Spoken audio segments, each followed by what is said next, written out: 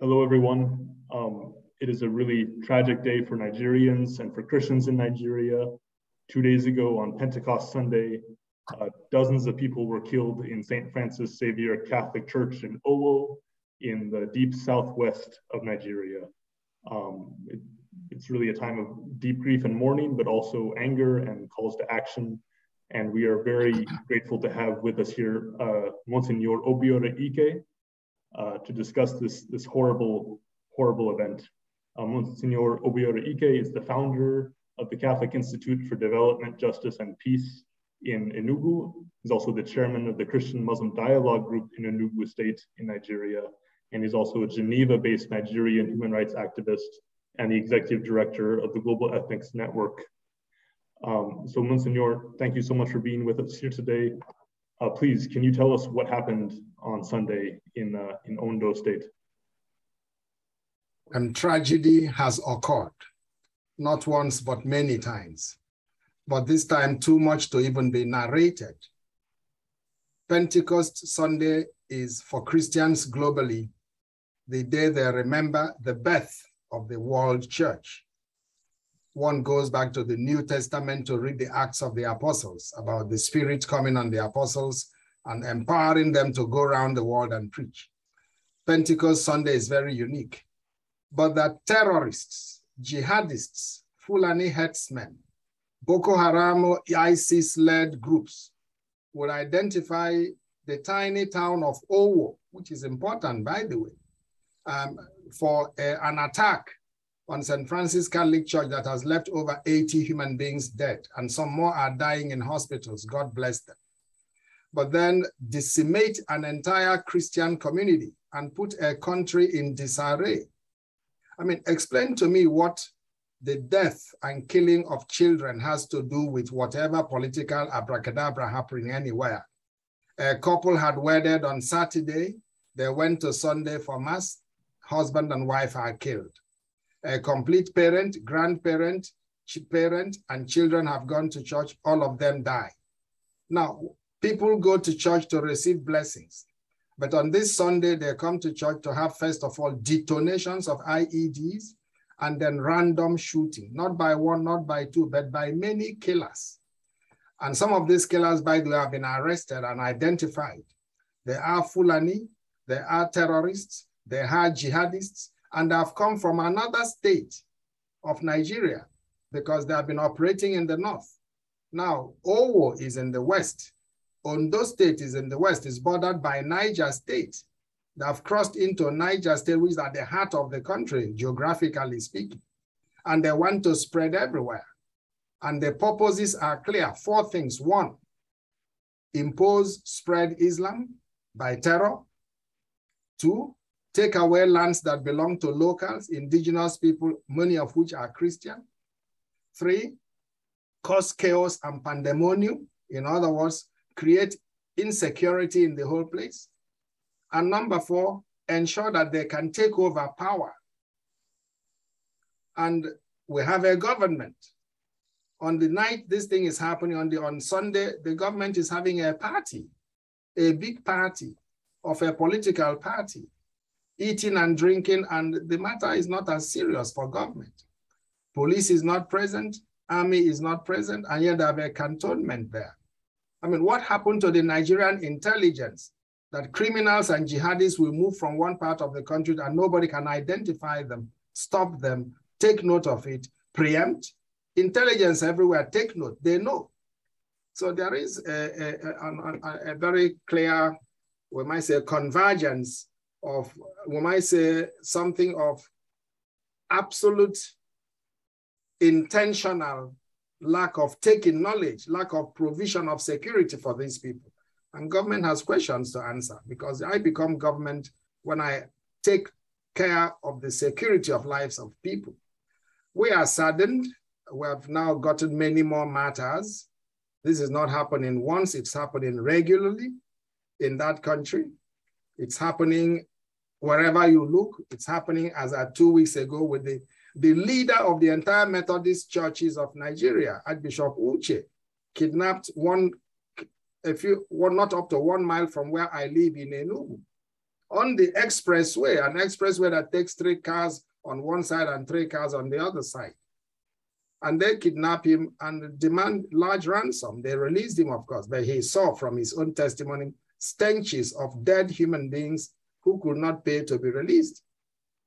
And it is happening through kidnapping, through terror, through bombs, through attacks. And where is the police? The question is, Bucha is on the news. People know about it. They say, what happened in Bucha? Bucha doesn't happen every day. Bucha happened once and there was a war and the village is destroyed. But Nigeria's Bucha is every day and it's changing scene. You're speaking about the town in Ukraine, Monsignor. You're speaking about the town in Ukraine where many people were killed in the recent fighting. Exactly. Bucha was killed. It was an action. It happened. It's like an incident. It's horrible. It cannot even be imagined. But we are translating Bucha now into the context of Nigeria on daily basis, happening now since over 7 years. 2.5 million internally displaced persons in their country, 2.5 million refugees in their own home country, not to talk of dead people who've lost their lives, not to talk of those who are completely no economic subsistence. 3 weeks ago, myself in Bokos, in Jos, in the entire area, I mean, I was witness to how devastations can happen. They killed animals, they killed dogs, they killed human beings, they burnt the houses, they threw down everything. And police does not arrest one person. Nobody is brought to judgment. Rather, Boko Haram is now being brought back to the military because they say they have repented. So you have a military that is now filled with Boko Haram. Where are we heading to? Thank you indeed, Monsignor. With us today also is my CSI colleague, Dr. Franklyne Ogbunwezeh, who is our Senior Research Fellow for Africa. Franklyne, do you have any questions you'd like to pose to Monsignor Ike? Well, I first of all want to thank the Monsignor for that picturesque explanation of what is actually happening in Nigeria. It's really so sad and tragic that Nigeria should allow itself to degenerate to this point. My dear Monsignor, my question is, what do you think will be the solution to this constant attack on and persecution of Christians and minorities almost all over the country, Nigeria today? Philosophically speaking, problems exist, but they have also solutions. And solutions depend on sound reason, common sense, and goodwill. If there is a common reason, there is a sound, there is a goodwill, you can always solve problems because we are all imbued with rationality. So the problems of religious oppression, religious propaganda, Islamic prebendalism, what you might even call jihadism, is a problem. It was not there some 50 years ago. It's now there. And it has an origin. It has an origin with the struggle for power. And Saudi Arabia is a country in the Middle East that wants also to have an influence in Nigeria and in other countries. And it's being supported by Iran and others that want to spread their religion. Christians also spread their religion. But we don't want people to spread their religion by force and by terror, because religion is an important element for our lives. So the basic question now is, how do you go about solutions? We need, first of all, to call a spade a spade. A government has a responsibility to protect the lives of its citizens. If the Nigerian government cannot do this, then it has failed in its responsibility. The government needs to be called to responsibility to do the work for which it swore an oath to its people to do. The police need to be allowed to do their work. If a head of state of a country like Nigeria, Muhammad Buhari, is tacitly, quietly, indirectly, directly condoning, tolerating, approving, supporting the jihadists, independent of what people say politically, then it means that he is already, as the head of state, propagating and promoting this. I mean, the statements of Mr. President and all those who work with him, including body language, shows that we know from sound reason and common sense the logic of who is supposed to do what and why they do not do what they should do, because who is involved. If we know that there are terrorist groups, there is no country in the world where terror can conquer the national army. Terrorist groups are bandits and so on. There are potholes here and there. Somalia is a country. But that they would overwhelm the country means that somebody in the country is supporting them. And they can be identified. They have a list. The entire world intelligence is not there for nothing. And this can be shared beyond boundaries. The next level is the proliferation of weapons. How can young people who've never gone to a school, who don't even have money to buy a slipper or even a shoe or a sandal, be carrying guns that are worth $10,000? Who is the person giving them the weapons?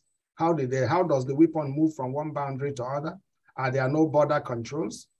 So the entire thing about the failure of Libya, and here again, you see the intervention of other countries like NATO invading a country and not finding the way out. They know the way in to put down Gaddafi, but they don't know the way out to contain the weapons they gave him. Now, these weapons are circulating in the Sahel. So when you look at the weapons industry and the proliferation of shotguns and long guns and so on, you will discover that these are matters that are solvable. So we need to go back to the drawing board. Nigerians are peaceful people. Christians and Muslims have been living together. I mean, I'm born in a Muslim area and I chair Christian-Muslim dialogue and we talk together. We have one market, we have one stream, we have one air, we have one sunshine. We believe in one God. And our problem is not religion. The problem is the instrumentalization of religion for political purposes. And when those who instrumentalize religion for political purposes are themselves in government, are themselves leaders of religions, are themselves economic leaders, and they are known, then they should be called out and they should stand before the law. And when we have a democratic society like Nigeria, as well as elsewhere, where the judges are not independent, where the police cannot be allowed to do their work, where the military is not allowed to do their work, where the securities know everything, but they're allowed to conceal it, they have to be called out. So this is where we start, but we need dialogue. And we need the international community anyway also to know what is happening. People must be aware of the facts on ground. Propaganda is not a way, and we do not think that there is a war when there is none. But right now, the whole of the northeast part of Nigeria is under Boko Haram domain. And military and others have been doing, criminals have also jumped into the entire plenary. They are now part of the thieving. They are now part of like kidnap, pay me money, use the money, buy more guns, come back again. And people are playing game with this. It is very, very sad. We need to reestablish the fundamental rights of human beings, right to life, right to movement. And education is also lacking. Many of these young people have no jobs. So they're easily recruitable to go and just cause trouble. If people went to school and they can eat and feed themselves and be busy with skills, they will not be doing these kinds of things. And if they will do it, it won't be so general. But here you have young boys of 10 years, 11 years, 8 years being pulled into army. And they are being also falsely taught that they will go to heaven if they bomb and kill many other human beings. And they will even get virgins in heaven. So it is a matter of education. It's a matter of confronting those who cause the trouble. It's a matter of justice. It's a matter of bringing peace into the equation. It's a matter of controlling arms proliferation. It's a matter of calling those we give responsibility also to question that they do their work and do it well. There are many other levels, and research has already come out with remote, proximate, and long-term solutions, as well as causes. We can look at those research potentials and see that every human being really wants a peaceful environment. Terror is in, we know that, and there are laws. Let us operate our laws. Nigeria is a country that's supposed to be neutral. But when you have people in government who want to propagate the Islamic religion as a state religion, 12 states have joined the Sharia, whereas you have majority of Christians living in Kaduna, in Plateau State, in Zamfara State, in Yobe State, in Borno State. The population shows that Christians are more than Muslims, but they are guided by Sharia. How do you have a national constitution that says that religion is a neutral, secular state, and then you have 12 states declaring themselves as more politically, religiously, Sharia, Islamic prone? It does not click. So we have also to make sure that the division of power, judicature, advocate, and the legislature, the executive, that they do their work, and that their primary oath is to Nigeria as a nation, not to any other thing. It's a long way to go. Monsignor, CSI's followers, Nigeria is very dear to their hearts, and a lot of them have been following the events in Nigeria for a long time now, and they've seen horrible stories like the attack on the church in Madala, and the attacks by Boko Haram in the northeast, and the attacks in the Middle Belt by Fulani terrorists. But this attack is different in that this attack is in the deep southwest of Nigeria, if I understand correctly. This is not a place where this sort of violence usually happens. Could you tell us a little bit more about what is this moment like for Nigerian Christians to realize in a place where they felt safe that this sort of thing can happen to them too? It is a moment of tragedy. It is a moment of, you might say, being in a trance, not believing, doubt, dumbfounded is the word. Owo is the headquarters of the West, is a kingdom, is a Yoruba kingdom. Owo fought against the expansion of the jihad in 1804. That was the kingdom that stopped the jihad from penetrating the West. Owo raised great names of Yoruba leaders who refused to bow down, like Awolowo comes from that area, like Ajasin, the leader of the Yoruba Pan-African Oduduwa, comes from that area, like the current governor Akeredolu, who is the senior advocate of Nigeria, who has said that we cannot allow our territory to become a Fulani grazing territory or a religiously propagating area for Islamic prebendalism. So Owo is known for standing to their own dignity and to their own rights.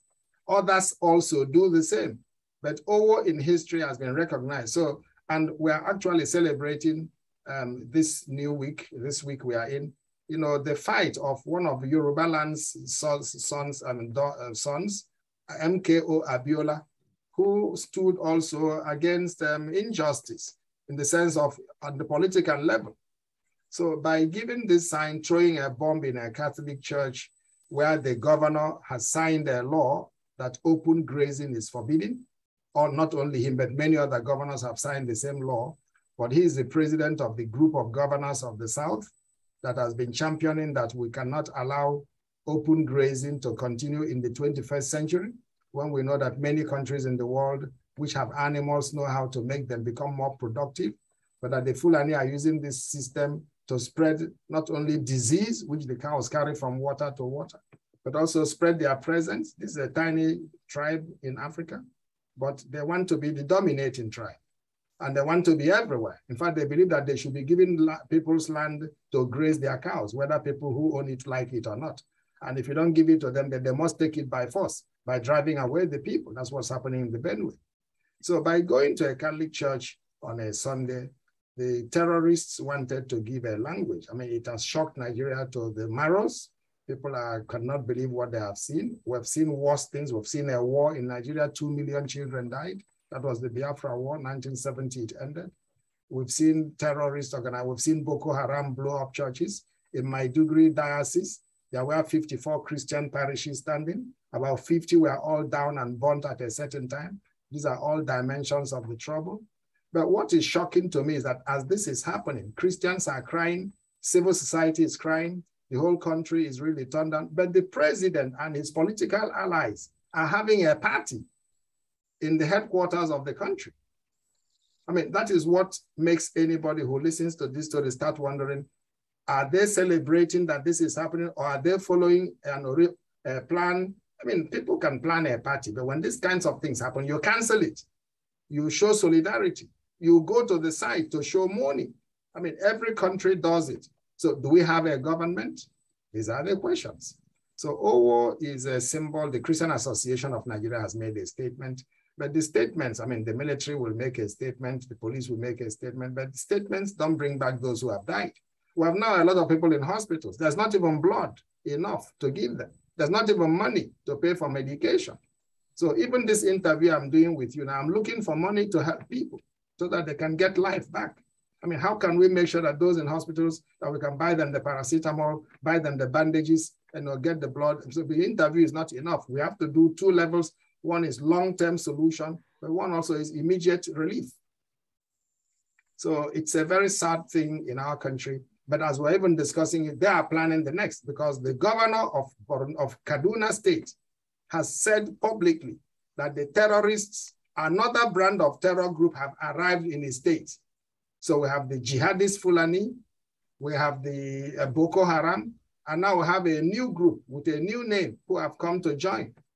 And he has been shouting that they should be mobilized and the military should do. They have just attacked a train and collected all those who are in a train. Over 100 people in a train traveling from point A to point B are still on kidnappers then. And soldiers know where they are, security know where they are, they have not been released. And they're calling big amounts of money. And when you give them the money, they use it and go and buy more guns, hire more people, and kidnap more people. The federal government has made a law prohibiting paying for ransom, you know, and those who have money fly from one airport to another. They even invaded the airport in Kaduna. So we have a situation that is solvable, but we have a leadership that is both inept, incompetent, and unwilling to do what it should be doing. And that is to stand for what is right, stand for human rights, stand for human life without compromise, and do your work. Thank you, dear Monsignor, for being this strong voice for Africa and for being on the ground ready to help the victims of this dastard attack. And thank you for always being there for CSI and willing to work and cooperate with us. So thank you for my part as well, Monsignor, and thank you to everyone for listening. If you'd like to get involved with CSI's efforts for Nigeria, please go to our website. There will be a link in the description below this video. Please stand with us as we stand in solidarity with the Christians of Nigeria at this time. Thank you so much.